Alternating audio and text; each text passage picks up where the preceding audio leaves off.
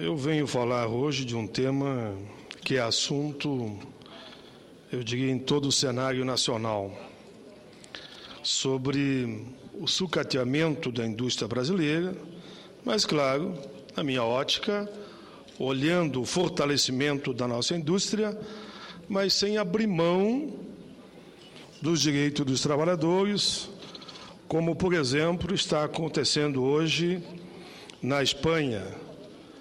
Milhares de espanhóis protestam contra a reforma trabalhista. O que as centrais sindicais da França estão dizendo?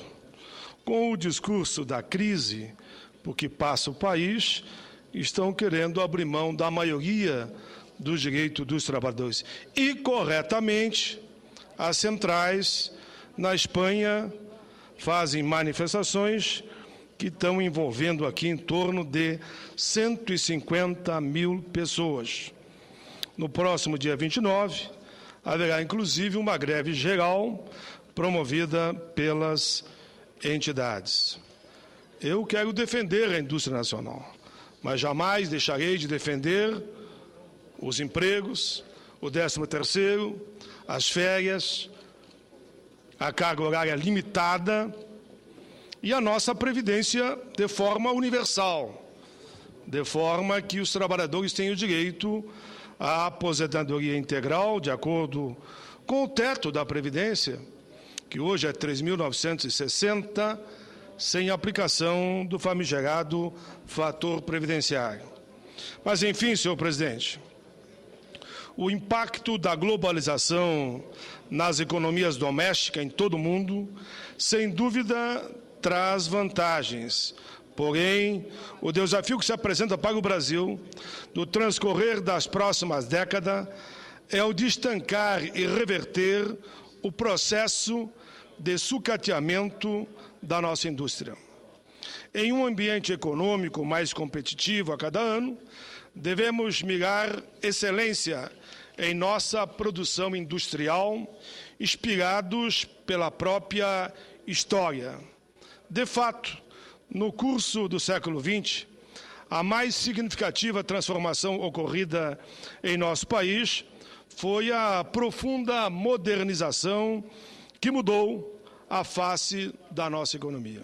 O Brasil, antes constituído por uma sociedade agrário-exportadora, baseada na produção de matérias-primas como o café, o leite e o açúcar, lentamente se converteu em uma economia urbano-industrial, com a progressiva diversificação de sua produção e o fortalecimento da classe média, sobretudo nas suas cidades.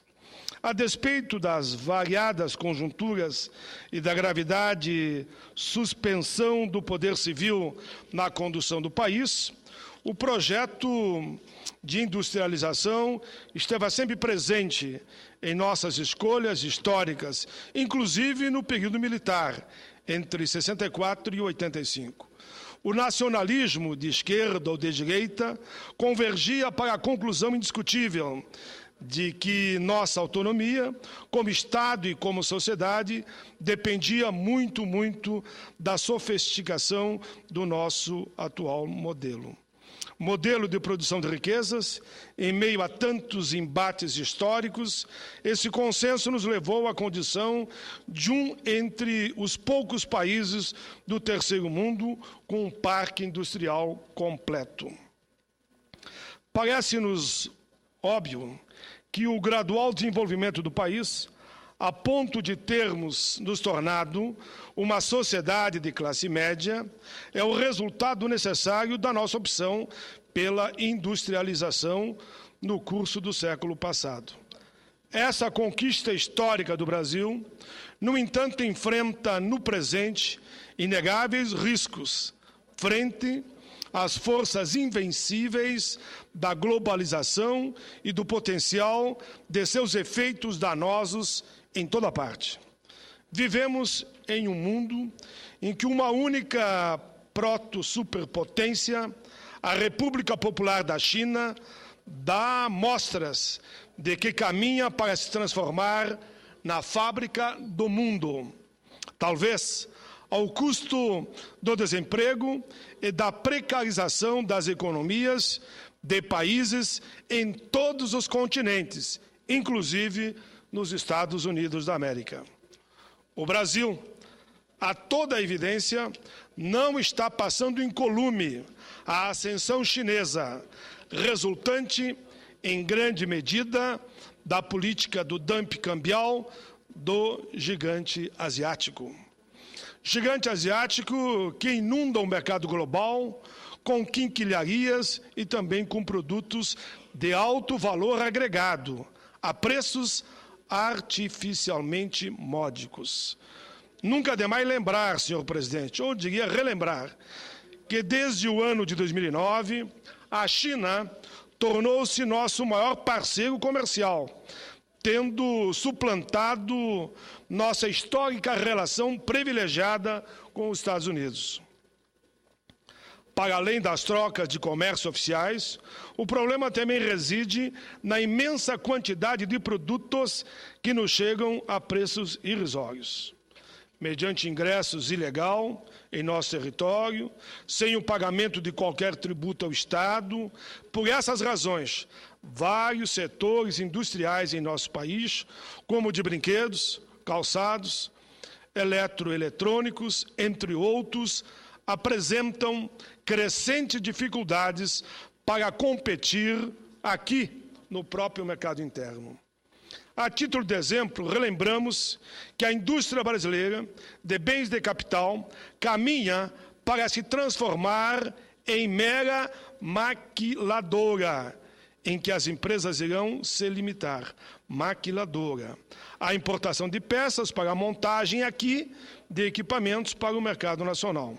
A esse respeito, em 1º de março de 2012, foi publicado a notícia de que, segundo a Associação Brasileira da Indústria de Máquinas e Equipamentos, ABIMAQ, o processo de desindustrialização do setor caminha a passos largos, mediante a destruição da cadeia de componentes e itens intermediários que resultam na construção de máquinas. O setor registrou déficit em 2011 de 17,9 bilhões de dólares. Repito, o setor registrou déficit em 2011 de 17,9 bilhões de dólares, cifra muito superior aos 600 milhões de dólares de prejuízo, por exemplo, em 2004. Desde aquele ano, as importações brasileiras em máquinas e equipamentos aumentaram 290%, contra um modesto incremento de 60% em nossas exportações. Importações, 290%. Exportações, 60%. Senhor presidente, senador Mozarello Cavalcante, o Instituto Brasileiro de Geografia e Estatística, IBGE, revelou que, após um recuo de 7,4% em 2009, resultante da crise internacional, e de sofrer a estagnação em 2010, a indústria brasileira apresentou pífio crescimento de mero 0,3%. Em 2011, quando o comércio nacional se elevou em 7%. Descontado o mau desempenho de 2009, resultante da crise global de então, 2011 foi o pior ano para a nossa produção industrial desde 2003. O setor têxtil brasileiro, particularmente importante para a economia do meu estado, o Rio Grande do Sul, teve um decréscimo em sua produção de elevados 15%, apenas no ano passado. Situação que levou ao desemprego algo em torno de 20 mil trabalhadores, e o recuo na produção também se verifica nos setores de calçados e eletroeletrônicos. A situação da indústria brasileira, portanto, é preocupante e motivou o governo brasileiro a adotar medidas de estímulo à produção nacional. O Banco Central vem diminuindo, desde agosto do ano passado, a taxa de juros, que deverá descer a 9% ao ano no curso dos próximos meses. Por outro lado, a desoneração de impostos sobre produtos industrializados, IPI, em produtos como fogões, máquinas de lavar roupa, levou a um aumento de 7% na fabricação desses bens duráveis em dezembro do ano passado.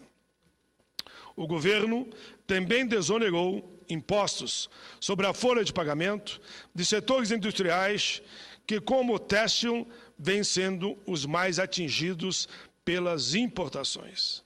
A competitividade de nossa indústria, todavia, depende do enfrentamento de várias questões fundamentais, como a sobrevalorização de nossa moeda e a necessidade permanente e frequente do Banco Central caminhar na redução da taxa de juros. Necessitamos, igualmente, da efetiva solução de alguns gargalos, como a infraestrutura precária de nossas estradas, rodovias, portos e aeroportos, e a elevada carga tributária brasileira. Cabe ao Brasil, ademais, definir uma vigorosa política industrial no curso dos próximos anos, que fomente a elevação dos padrões produtivos de nossa economia. Senhor presidente Mozart, a preocupante situação enfrentada pelo setor industrial brasileiro deve conduzir o Poder Legislativo, e em particular o Senado Federal, à ação pela defesa das opções históricas da nossa economia. O sucateamento da indústria brasileira merece ser combatido com o auxílio de iniciativa legislativa, como o projeto de resolução número 72 de 2010, que foi motivo de uma ampla reunião aqui no gabinete da presidência da Casa, envolvendo todas as centrais dos trabalhadores, como também os representantes dos empresários no país e os líderes de todos os partidos na Casa.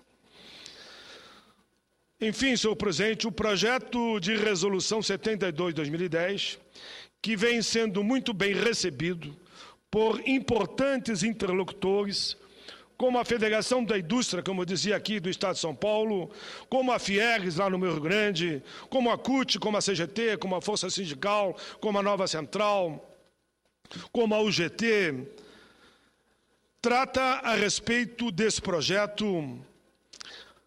No meu entendimento, trata-se de um caminho que poderá melhorar a situação do nosso parque industrial. O presidente da Fiesp publicou, no dia 4 de maio de 2012, o artigo bastante esclarecedor nesse sentido. Diz ele: Estados fazem guerra e o Brasil perde empregos, na visão do senhor Paulo Scaff. Diz ele, abre aspas, a guerra dos portos, praticada por alguns estados brasileiros, e a concessão de benefícios fiscais por meio do ICMS para produtos importados. A prática fez com que o Brasil deixasse de gerar 915 mil empregos na última década.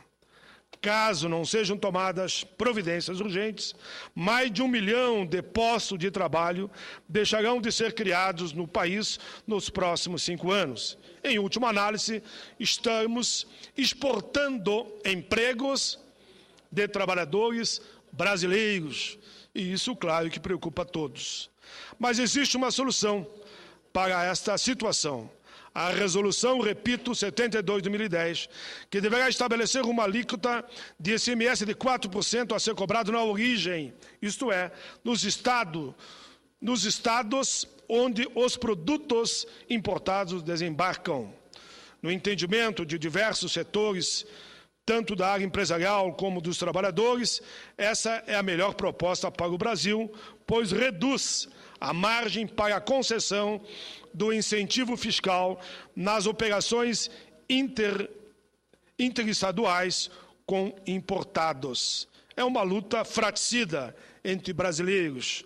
O restante do ICMS passará a ser pago no estado de destino, onde a mercadoria é vendida ao consumidor final.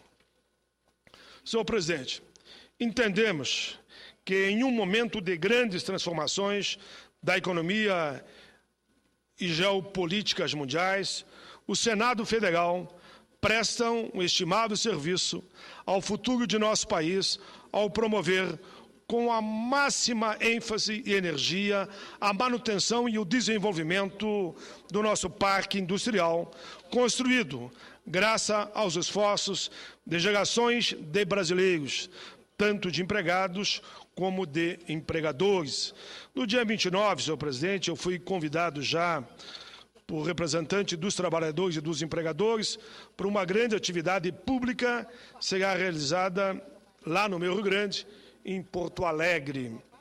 Nesta sexta-feira, eu estarei no Rio de Janeiro, junto ao Tribunal Regional do Trabalho, onde faremos um debate lá com a presença de centenas de líderes sobre a defesa da CLT, a defesa da Previdência, a defesa da carteira do trabalho, que completa, nesse mês de março, 80 anos, mas também da indústria nacional, mas com um viés muito claro. Defendemos a indústria, o emprego, mas não vamos aceitar que, em nome da crise que abarca principalmente a Europa e os Estados Unidos da América, a gente venha aqui abrir a mão dos direitos básicos dos trabalhadores, como antes eu já listei. Mas, senhor presidente, quero ainda destacar, porque é na mesma linha, as agências de notícia têm vinculado, desde sexta-feira, a possibilidade do governo federal ampliar a desoneração da folha de pagamento do setor industrial.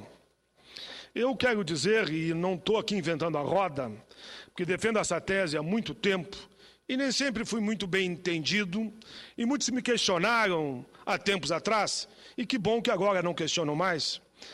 Eu sou favorável a desonerar a folha em algumas situações, e podemos tratar aqui da Previdência, desde que se transfira para que não haja um desnivelamento nesse peso da balança para o faturamento, ou seja, que a Previdência não venha pagar a conta mais uma vez, como sempre acontece na história desse país. Aqueles que contribuem com a Previdência, vou dar um exemplo, contribuem com 20%, passa para 15%, passa para 10%, passa para 2%, e depois o discurso é sempre o mesmo, a Previdência está falida e não dá para acabar com o fator, não dá para melhorar o benefício dos aposentados. Eu entendo que o governo não está apontando nesse sentido. O governo está dizendo, podemos reduzir a contribuição sobre a folha, mas tem que passar para o lucro ou para o faturamento. Isso aqui a gente